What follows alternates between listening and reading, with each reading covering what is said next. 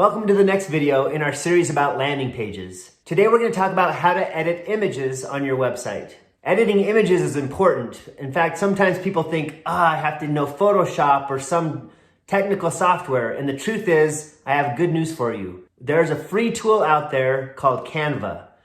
We're going to go through the step-by-steps of Canva. I'm going to show you how to know what size your images need to be, what type of image you want to use, and how to size them correctly for your landing page or your website.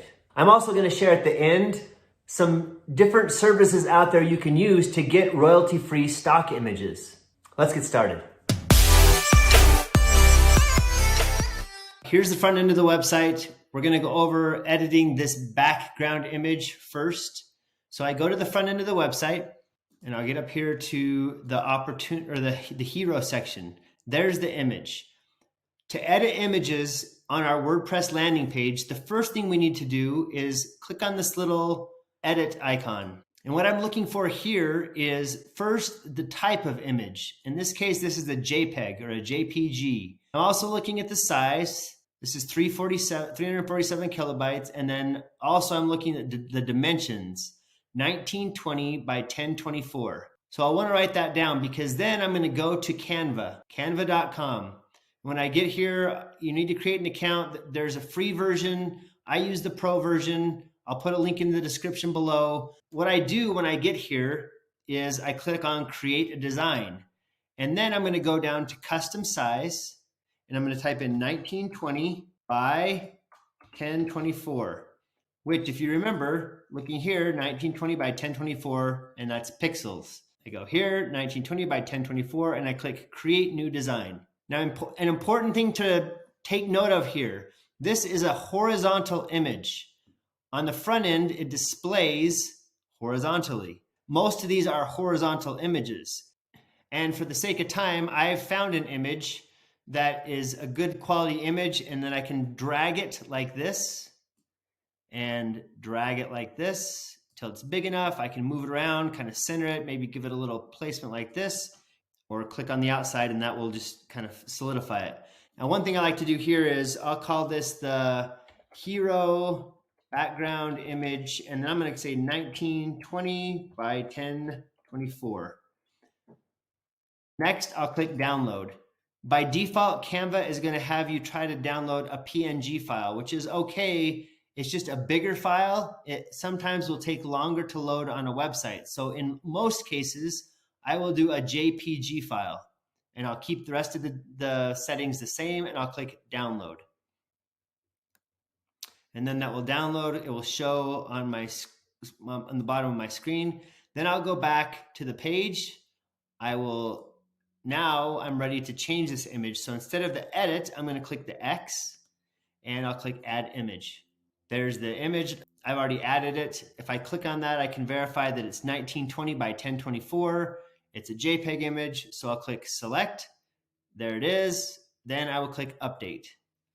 And now when I go to the front end of the website and I refresh the page, I can refresh the page on a Mac with Command-Shift-R, which will do a hard refresh. There's the new image.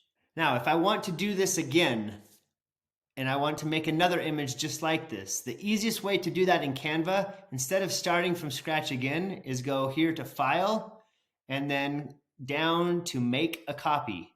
And there it is.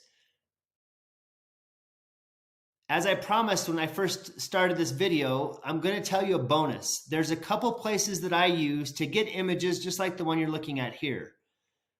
Obviously, I can take my own images with my camera, or even my iPhone takes pretty good quality images. But if I don't have images right now and I want to use maybe filler images, like for this background image, then I can go to a place called Unsplash.com. Unsplash is a royalty-free image directory. Now, I've noticed recently that they do have a little affiliate link here for images in iStock.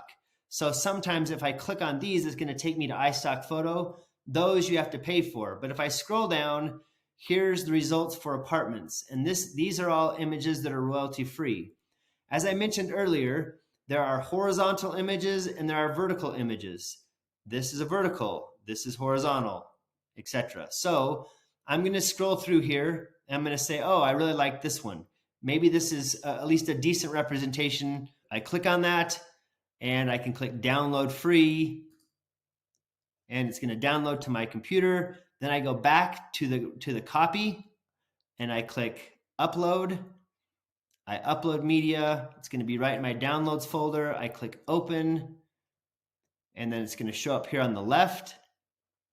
When it's there, I click on that, and just like the other one, I just drag the corners. So it's like this, and then I move it around a little bit, and then I drag the corner again, and then I'll just move the entire image up so it's well balanced.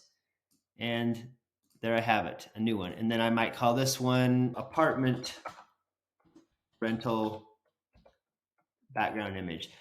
When I name images, I do, instead of just like hero, I might put the name of the business or a keyword phrase. It doesn't help a ton for search engine optimization, but it can be somewhat helpful if I name the image. Plus, it's easier for me to find later if I'm looking for it. Then I would download this image. Again, download it as a JPEG, and I'm good to go. Thanks for watching this video today. I hope it was helpful for you. I hope you enjoyed it. If you do like it, give it a thumbs up. And please put comments in the comments below on questions you might have or things that you found helpful. I'm Nate from Web 801, where we turn brochure websites into sales machines. Talk soon.